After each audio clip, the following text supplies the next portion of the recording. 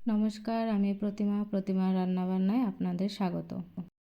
বানাবো দই কাতলা, তার জন্য নিয়ে নিয়েছি কাতলা মাছ, লবণ হলুদ মাখিয়ে রেখেছি।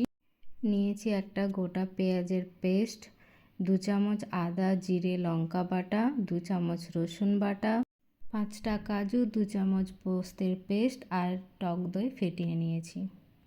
কড়াইয়ে তেল গরম হয়ে গেছে, ভেজে নেব লবণ হলুদ মাখিয়ে রাখা মাছগুলি। হয়ে গেছে, মাছগুলি তুলে রাখবো।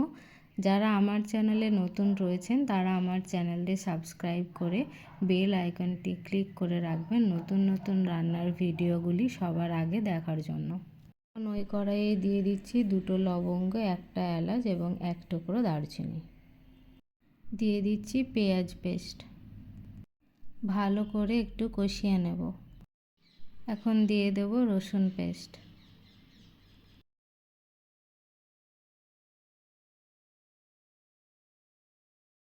কষানো হয়ে গেছে, দিয়ে দিচ্ছি আদা জিরে লঙ্কার পেস্ট 2 চামচ।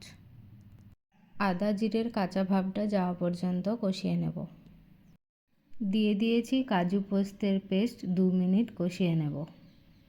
লো ফ্লেমে রেখে দিয়ে দিচ্ছি ফেটানো টক দই। আমি এখানে 4 চামচ টক দই ব্যবহার করেছি। আরও কিছুক্ষণ একটু কষিয়ে নেব। এখন দিয়ে দিচ্ছি পরিমাণ মতো লবণ। দিয়ে দিচ্ছি জল। আমি এখানে নর্মাল জলই ব্যবহার করেছি। যতটা পরিমাণ আপনারা গ্রেভি চাইছেন ততটাই জল দেবেন। দিয়ে দিচ্ছি সামান্য চিনি। ফুটে এসেছে, এখন দিয়ে দেব ভেজে রাখা মাছগুলি। দিয়ে দেব 1 চামচ গরম মশলা। ঢাকা দিয়ে কিছুক্ষণ ফুটিয়ে নেব। ভিডিওটিতে লাইক শেয়ার এবং কমেন্ট করে পাশে থাকবেন। দেখুন কত সহজেই তৈরি হয়ে গেল দই কাতলা। আবারও আসবো অন্য একটি রান্নার ভিডিও নিয়ে। ততক্ষণ পর্যন্ত good day, good luck and eat safe. Thank you for watching.